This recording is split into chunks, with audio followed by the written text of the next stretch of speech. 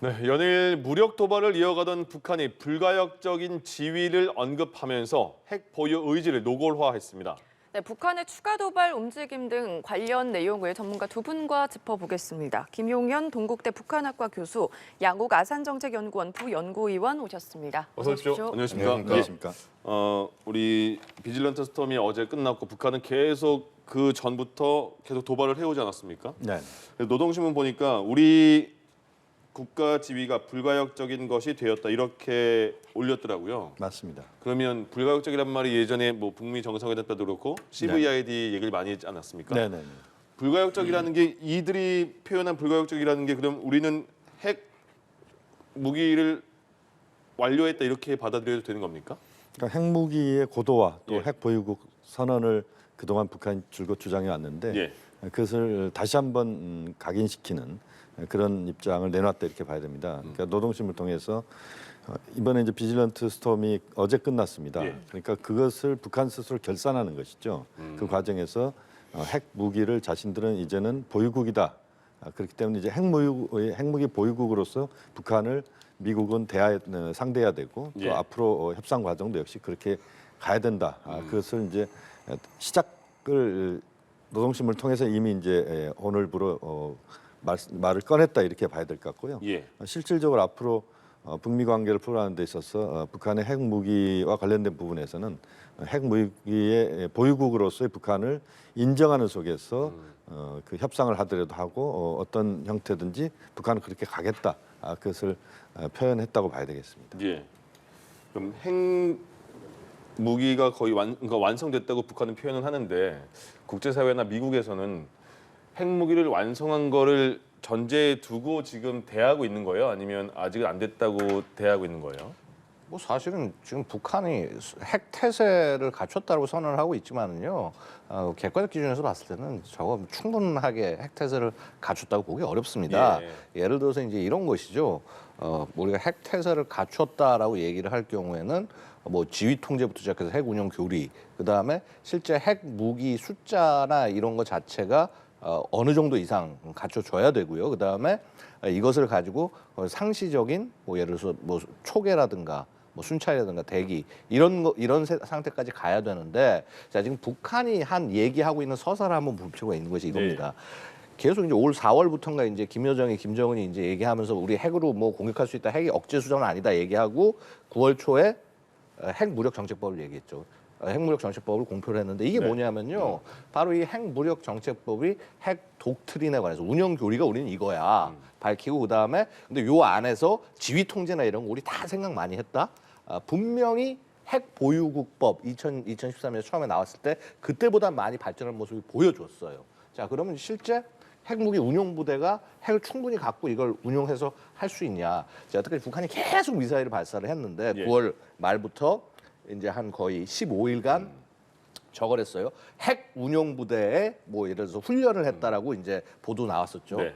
그때 발사했을 때요. 실제 핵을 탑재할 수 있다라고 정확히 얘는 탑재할 수 있을 거라고 평가할 수 있는 것은요. IRBM 그러니까 중장거리 미사일밖에 없습니다. 단거리 미사일에 특히 이제 KN-23 계열 여기에 탑재할 수 있는 핵탄두가 과거 제작한 것을 그대로 탑재할 수 있는지에 대해서 솔직히 좀 논란 여부가 있어요. 예. 제가 볼 때는 좀 부족합니다. 실제 그 원형이 되는 이스칸데르, 러시아 이스칸데르 미사일을 딱 분석을 해보면 북한이 개발한 거를 넣기에 좀 사이즈가 좀 크고 무게가 좀 무거워요. 그렇기 때문에 예를 들어서 7차 핵실험 이런 걸로 가야 될 필요가 있다는 거죠. 예. 그러니까 한마디로 지금 북한은 굉장히 우리는 되게 뛰어나. 우리는 엄청난 핵 능력을 가지고 있어 하면서 마치 되게 그 커다란 드디어 우리는 핵을 완성하고 이제 주변 국가가 대항할 수 있어라고 얘기를 하고 있지만은 막상 훈련 자체에서 보여주는 그런 자산 운용이라든가 뭐 혹은 미사일 발사 양태 이번에도 솔직히 좀 비슷합니다만은 이걸 보고 있으면요 여기 아직 핵이 뭔지 잘 모르는구나 애초에요. 핵 사용 조건을 이제 그 핵 무력 정책법 6조에서 얘기를 하는데요. 보고 있으면은요. 정치 군사적으로 핵을 쓸 수 있는 상황에서는 다 쓰겠다라고 써놨어요. 이거는 정신 나간 나라라는 짓거리입니다. 그러니까 이거는 핵을 진짜 진지하게 갖고 운용해 본 나라가 하는 게 아니라 그냥 우리 핵 가졌어. 우리는 그러니까 모든 걸 다 할 수 있어라고 하는 굉장히 사고가 좀 핵에 대한 사고가 굉장히 낮은 단계의 나라가 접근하는 그런 접근이라고 볼 수 있죠. 그래서 되려 북한의 이러한 행동들 자체가 핵으로 자꾸 위협하고 하는 행동들 자체가 핵을 가지고 운용해야 되는 나라로서 얼마나 유아적이고 유치한지 보여주는 저는 전형적인 모습이라고 봐요. 사실은 그렇기 때문에 위험한 측면이 있다라는 거죠. 아, 예. 그렇기 때문에 국제사회가 더욱더 연대를 해서 북한이 이상한 생각을 하고 도대체 핵 논리가 뭔지도 모르는 애들이 이렇게 행동하지 못하게 막아야 될 이유가 거기 있다는 겁니다. 그러면 북한이 이렇게 말씀하신 것처럼 완성되지 거의 미완성 수준이라고 평가한 거잖아요. 네네. 그럼 북한의 의도대로 핵 완성국으로서 국제사회에서 대우를 받을 일은 거의 없다고 봐야 될까요? 그러니까 이건 이제 매우 정치적인 부분이 하나 작동하는 것이고 예. 또 하나는 이제 기술적인 부분이 작동하는 겁니다. 그러니까 기술적인 부분에 있어서 북한의 핵 능력의 완성도는 완벽하지는 않습니다. 네. 양욱 의원이 이야기를 잘 했습니다만 예를 들면 이제 북한의 전술핵 보유랄지 그것을 통해서 단거리 미사일에 장착하는 거랄지 이런 것이 아직은 덜 돼 있다 이렇게 봐야 되고요. 네. 또 하나는 ICBM에 핵무기를 실어서 그것을 미국 본토까지 날아갈 수 있는 그 능력을 보여줘야 되는데 예. 고각 발사는 했지만 정상 각도로 발사를 하지는 않았어요. 예. 그러니까 대기권 재진입할 때의 고열, 고충격, 고압력을 견딜 수 있는 합금 기술에 대해서 아직은 우리가 좀 의구심이 있는 것이고 또 하나는 그것이 제대로 탄착 지점을 형성해서 정확한 지점에 그 타격이 되느냐 예. 이것도 중요하거든요. 예. 예를 들면 미국의 네바다 사막에 떨어지는 건 아무 의미가 없는 겁니다. 그러니까 북한이 생각하는 전략적 목표 지점에 정확하게 투하가 돼야 되는 것 아니겠습니까? 이제 이 부분이 하나 있는 것이고 이것은 이제 기술적 부분입니다. 그런데 이제 정치적 부분에 있어서 북한이 핵 보유국 선언을 하고 또 핵 그 보유국과 관련된 법적인 것을 제도적인 것들을 이야기하는 것은 예.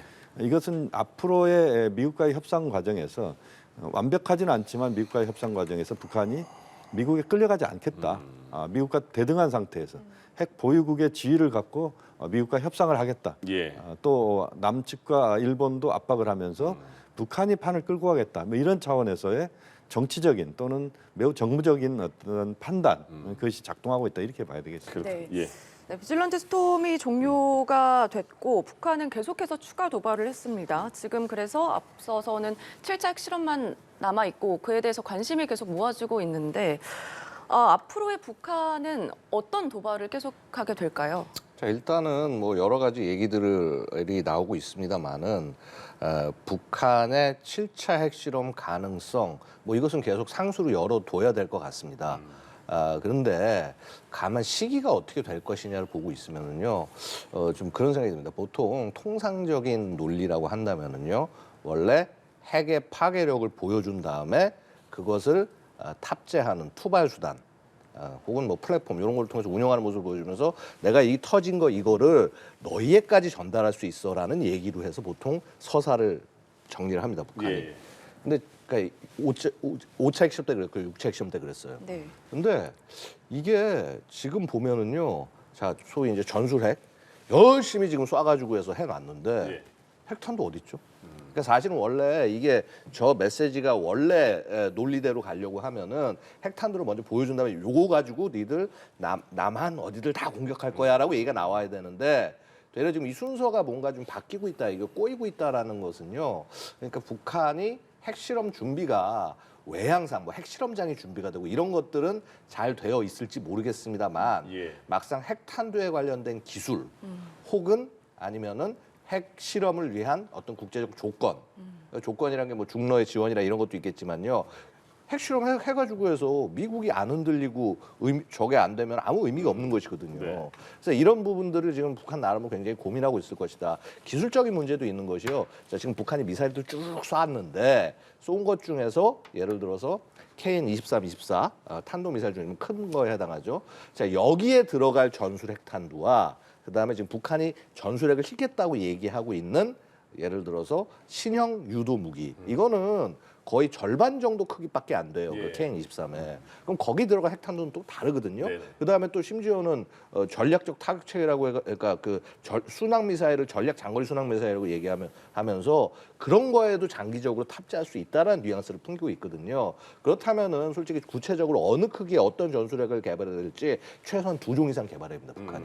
그래서 그런 부분들이 있기 때문에 아마 나름 그런 부분들을 정리해 나가고 있을 가능성이 충분히 있다고 봅니다. 예. 되려 사실 북한이 원하는 것은 결국은 각광받는 거. 쇼를 하는 거. 그렇게 해가지고 해서 막 언론, 국제사회 이런 걸 받는 거. 이게 소위 공산주의자들 아주 전형적인 특성 중에 하나인데 프로파간다 전쟁을 하는 바로 그런 건데 바로 그런 프로파간다를 위해서 굉장히 우리가 상상하기 어려운 그러한 형태의 도발, 뭐 꼭 이걸 대한민국 영토의 공격 뭐 이런 것도 당연히 포함될 수 있겠습니다. 그게 아니라 예. 예를 들어서 핵을 갖고 할 수 있는 뭔가 다른 성격의 도발, 뭐 예를 들어서 핵탄두를 뭐 우주 공간에서 한번 터뜨려 본다든가 하는 우리 정말 상상도 못한 그런 행동들을 취할 가능성도 분명히 존재한다. 그래야 미국이나 국제사회가 반응을 하기 때문에 네. 그래서 그런 부분들을 우리가 좀 주의하고 잘 준비를 해야 된다. 그리고 궁극적으로는요 이게 있어요. 북한은요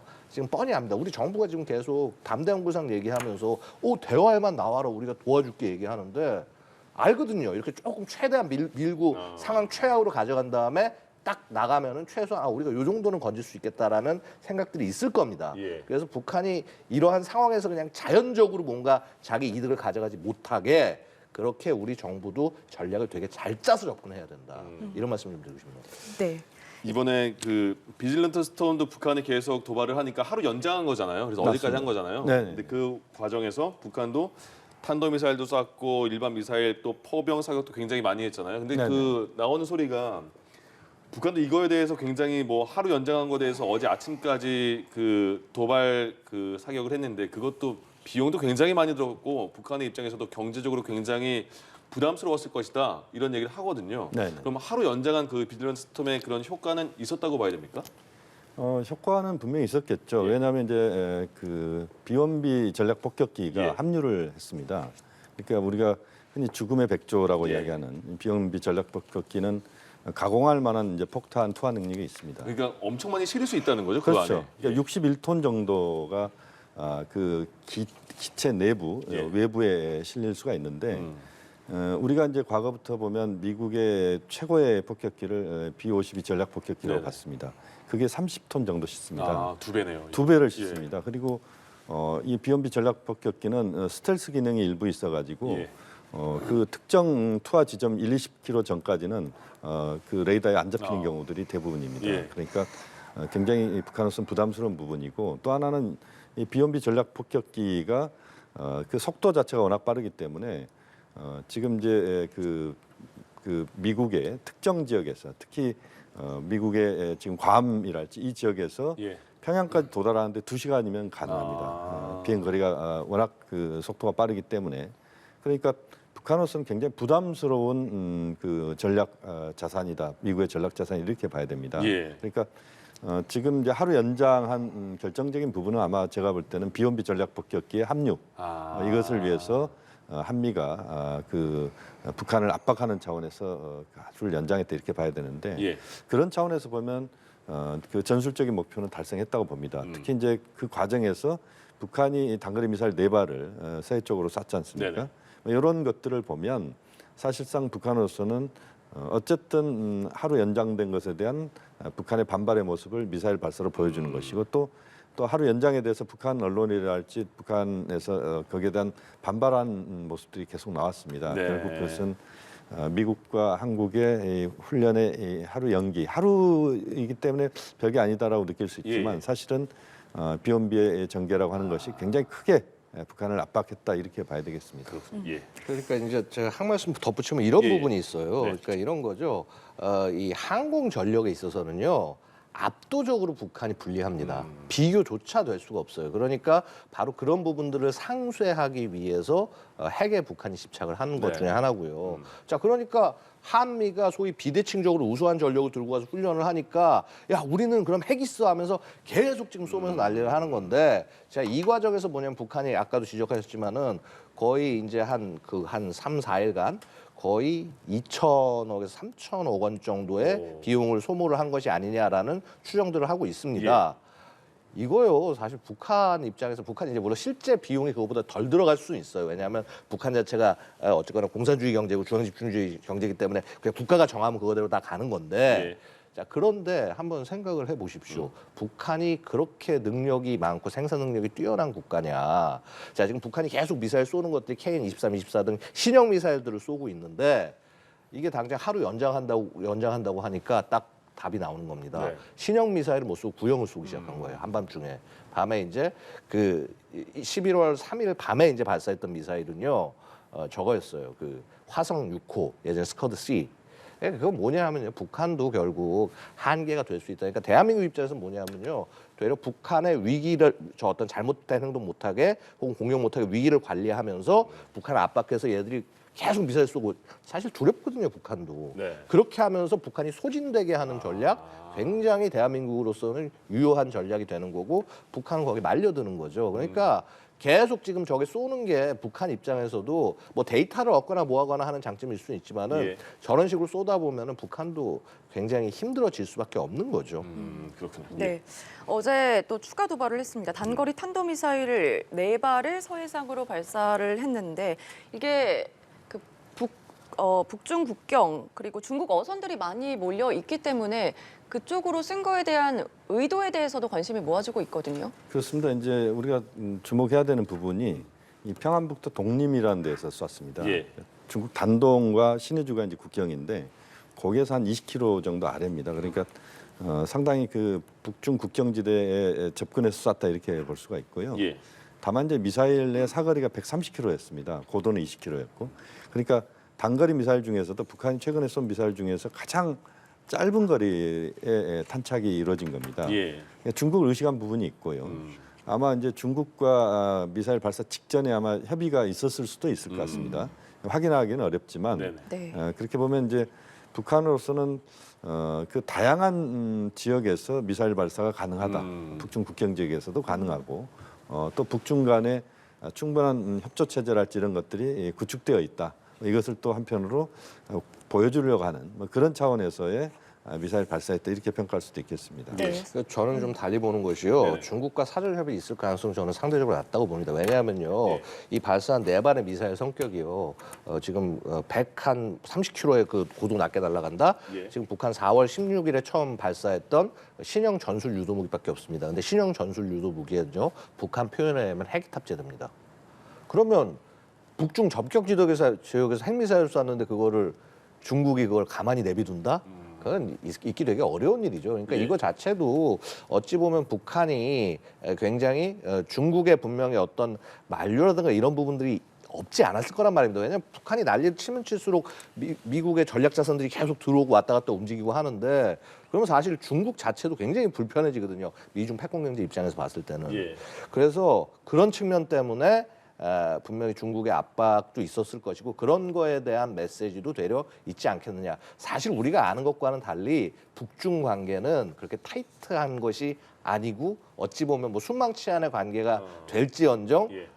뭐 오죽하면 뭐 김정일이 유은으로 김정은에게 중국에 대한 신뢰를 함부로 해서는 안 된다는 내용까지 남겼겠습니까? 근데 그런 만약에 그렇게 북한이 중국에게 이렇게 언지를 주지 않을 가능성이 좀 높다고 한다면 예.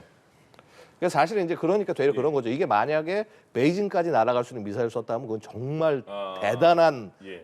그 거의 관계가 자칫 잘못하면 깨질 수 있는 거고요. 네. 짧은 거 쏴서 야 어쨌거나 우리 지금 계속 하니까 우리 이 흐름을 너무 이렇게 저거 하지 마. 웬만하면 협조하라. 이런 의미로도 해석이 될 수 있는 것이죠. 어쨌거나 제가 말씀드리고 싶은 거는요. 예. 북중 간에 분명히 커넥션이나 이런 부분들이 존재하지만은 그것이 중국이 원하는 방향으로 가는 것보다 북한은 자기가 원하는 방향으로 끌고 가겠다라고 하는 것을 계속적으로 역사적으로 싸워왔었다. 예. 그래서 그런 맥락에서 진행되는 것일 가능성도 있다라는 말씀을 드린 것입니다. 그럼 이렇게 되면 만약에 만약 언지도 거의 안 줬다고 한다면 중국도 북한이 우리한테까지 이렇게 약간의 도발식 이렇게 느끼지 않을까요? 뭐 저는 그렇게 보지 그건 않습니다. 아니에요, 거기까지는. 그러니까 이번에 예. 탄착 거리가 120km였습니다. 짧아서? 예, 120km였고 예. 고도가 20km였습니다. 그러니까 북한이 미사일 최근에 미사일 쏜 것 중에서 가장 짧게 예, 날았고요. 그러니까 중국을 다분히 의식한 부분이 있는 거죠. 그러니까 예를 들어서 평양에서 베이징까지가 한 800km가 좀 넘는데 네. 만약에 한 500km, 600km 쏜다 그러면 말이 안 되는 거죠.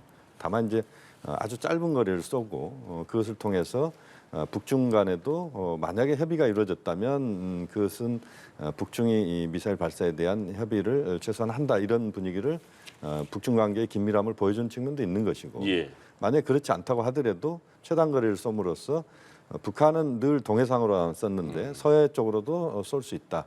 그리고 그것은 중국을 의식하면서도 또 한편으로 북한의 자존감들을 우리는 만들어낸다. 이런 측면에서의 행동이라고 볼 수 있죠. 그렇군요. 네. 북한의 미사일 도발 문제와 관련해서 안보리 회의가 열렸는데 중국과 러시아가 동참하지 않아서 또 빈손으로 끝이 났습니다. 2017년만 봐도 안보리 결정에 최소한 반대는 하지는 않았었는데 이번에 나온 거는 어떻게 보십니까? 기본적으로요, 북한에 관한 그 국제 제재 연대는 그런 거죠. 오바마 시절 오바마 행정부에서의 목표 중에 하나가 뭐냐면 북한하고 뭐 대화나 협상은 안 하더라도 최소한 경제적으로 망한 북한을 만들어주겠다라는 하에서 사실 2017년 정도까지 뭐라 그럴까 국제 대북 제재 포위망이 완성이 됐어요.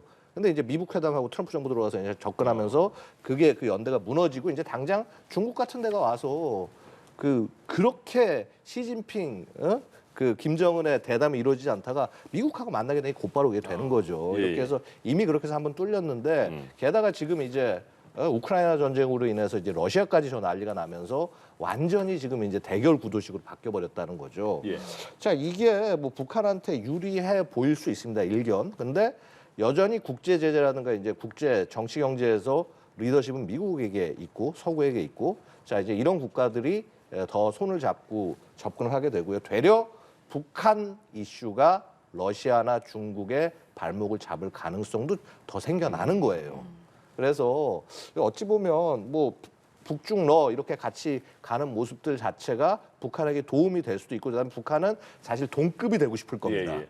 어쨌거나 동급이 되고 싶을 텐데 근데 하지만 이들 국가들 입장에서 부담이 어느 순간에 될 것이고요. 사실 우리 국제사회가 그렇게 부담이 되게 만들었을 때 북한에게 움직일 여지는 굉장히 낮아질 것이다. 이렇게 말씀드릴 수 있습니다. 그렇습니다. 네. 예. 중간 선거가 이제 미국 중간 선거 내일 모레 이제 얼마 안 남았잖아요. 바로. 8일이죠. 그 전에 국정원도 그렇고 중국의 큰 행사 그리고 미국의 중간 선거 사이에 북한의 7차 핵실험이 있을 수도 있다. 이런 그 예측을 견지를 하고 있었는데 이제 얼마 안 남은 상황에서는 그러면 좀 미뤄질 가능성으로 봐야 될까요? 7차 핵실험을 우리가 상수로 놓고 보는 건 저는 그 바람직한 접근법은 아니라고 봅니다. 예. 그러니까 북한은 핵실험을 할 것이다, 바로 할 것이다. 이건 아닐 수 있는 거죠. 그러니까 이제 북한의 최근 행동을 보면요. 예전에는 한미 군사훈련이 대규모 군사훈련이 있으면 군사훈련 직전에 북한이 도발하거나 예. 직후에 도발을 했습니다. 그런데 이번에 양태를 보면 북한은 한미 공중 연합훈련이 진행되는 그 와중에 집중적으로 도발을 했습니다. 예. 결국 이제는 과거에는 미국 눈치를 많이 봤지만 이제는 미국과 똑같은 대등한 상태에서 북한이 미국 훈련하면 북한도 똑같이 한다. 그러니까 눈에는 눈, 이에는 이 이대로 한다. 예. 이런 모습을 보여준 겁니다. 그리고 이번에 이제 ICBM 발사가 이번에 있었죠. 네. 그렇게 보면 북한으로서는 충분히 이 한미 군사훈련에 대한 대응을 한 거다 이렇게 볼 수 있습니다. 이렇게 보면 지금 상황에서 우크라이나 전쟁에 미국의 또 국제사회 모든 관심이 가 있는 이 상황에서는 북한이 핵실험을 한다고 하더라도 예. 그 국제사회 여론이랄지 언론의 관심은 제가 볼 때는 하루 이틀을 넘어서기가 어렵습니다. 또 한미 군사훈련이 끝난 상황이기 때문에 더더욱 지금 북한의 전술 핵실험이랄지 이런 것은 그렇게 크게 주목받기 어렵다 예. 이렇게 볼 수도 있습니다. 그래서 예. 지금 당장의 한미 군사훈련이 끝난 시점에 북한의 핵실험을 바로 할 수도 있겠지만 그러나 북한도 매우 고민을 할 것이다. 네. 그래서 적절한 시점을 찾는 것이고 그것은 시간이 좀 더 걸릴 수도 있다 이렇게 볼 수 있습니다. 네. 저도 이제 우리 교수님 말씀에 동의하는데 예. 근데 약간 저는 좀 바라보는 관점이 좀 다른 관점에서 바라보는 게 뭐냐면은요. 국정원에서 자꾸 이제 뭐 미국 중간 선거하고 이 핵실험하고 연결을 하는데 이게 저는 이 분석 자체에 동의하기가 조금 좀 어렵습니다. 이제 무슨 예. 말씀인가 하니 자 지금 7차 핵실험의 대상이 현재로서는 전술 핵실험을 할 가능성이 높단 말입니다. 근데 이 전술 핵은 솔직히 미국에 대한 메시지가 충분한 메시지가 될 수가 없어요. 예. 전략핵, 아주 소형화된 전략핵을 개발해서 얘를 다탄두에 넣을 정도까지 조그만 걸 만들었다. 이러면 미국에게 엄청난 메시지가 될 수 있는데 예. 사실 이 시험 자체가 연계가 안 되는 측면이 있고요. 그래서 저는 되려 이 전술핵 개발과 이 핵실험 자체가 다른 맥락에서 되려 내년 정도 이루어질 가능성이 있다라고 봅니다. 그다음에 또 하나는 뭐냐 하면은요 이거죠. 미국 중간 선거를 보고 있으면은요 지금 소위 공화당과 민주당이 거의 내전 상태에 가까운 상황입니다. 예. 북한이 뭐 핵실험하고 뭐하고 한다고 해서 신경 쓸 원래 애초에 미국 국민 자체가 국제 정치 관계 그런 거에 무슨 정권 책임 같은 것들 신경 별로 안 쓰고요. 예전에 뭐 예를 들어 아들 부시 시절에 한 번 정도 그런 적이 있습니다만은 예. 지금 미국 스스로가 그런 것들을 신경 쓸 그럴 가능성은 지극히 낮다. 엄청나게 충격적인 행동을 하지 않고서는 미 중간 선거에 영향 미칠 가능성은 상대적으로 낮다. 근데 하지만 뭐 시도해 볼 수는 있을 겁니다. 왜냐하면 자신들도 미국, 중국, 러시아와 어깨를 나란히 하는 그런 국가가 되고 싶은 그런 어떤 욕망, 허세가 분명히 존재하기 때문이죠. 알겠습니다. 네. 그리고 우리 해군이 오늘 일본 해상자위대 국제 관함식에 참석을 했고 이와 관련해서 우길기 격리의 논란이 일고 있습니다. 지금 정부에서는 안보 협력 강화를 강조를 했는데 이 상황은 어떻게 보십니까? 저는 이제 한일 간의 안보 협력은 좀 필요하다고 봅니다. 예. 그것은 뭐 북한의 핵실험이랄지 또는 ICBM 발사를 포함한 도발이 심화되고 있는 상황에서 한일 군사협력은 필요할 때는 해야 된다라고 봅니다.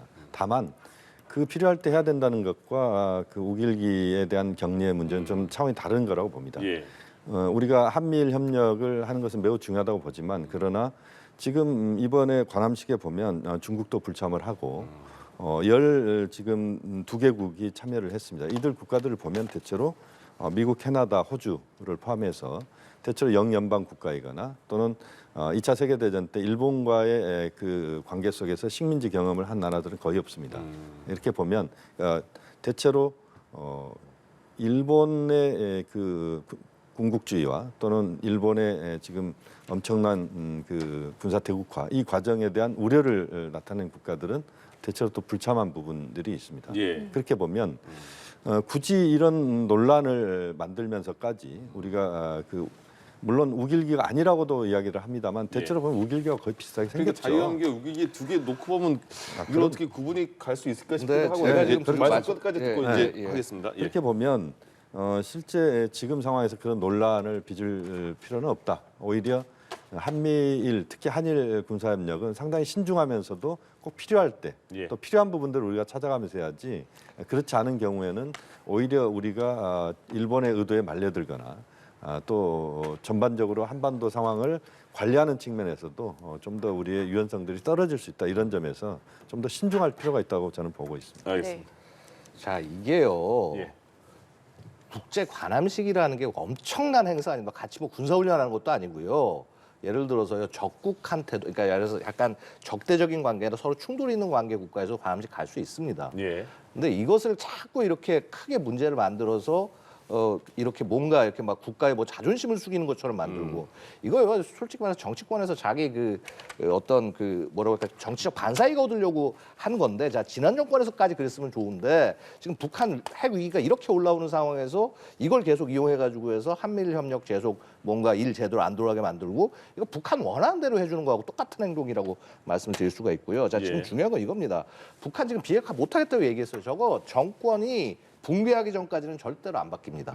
저는 그렇게 봅니다. 자, 그래서 그렇다고 한다면요, 결국은 뭐 지금 붕괴시키자 전쟁하자 이런 말씀드린 게 절대 아니라 예. 그렇다면은 결국 이런 제재를 위한 자유민주주의 국가들 간의 연대를 얼만큼 잘 구성을 하느냐, 그렇게 해서 그 가치를 얼만큼 지켜내느냐가 우리 대한민국뿐 아니라 국제사회 자체가 얼만큼 계속 번영하고 잘 나갈 수 있느냐의 관건에 있다는 거죠. 그래서 이것을 자꾸 한반도 문제, 우리 내부의 문제로만 자꾸 끌고 가서 해결하면은 백날 해도 답이 안 나옵니다. 국제적 단계로 이것을 올려서 국제사회 같이 연대를 해서 풀어나가는 방법이 그나마 가장 평화적인 접근에 가까운 방법이 될 수 있다, 이렇게 말씀을 올리겠습니다. 예. 네, 알겠습니다. 여기까지 들어보겠습니다. 지금까지 김용현 동국대 북한학과 교수, 양옥 아산정책연구원 부연구위원과 함께했습니다. 고맙습니다. 고맙습니다. 예.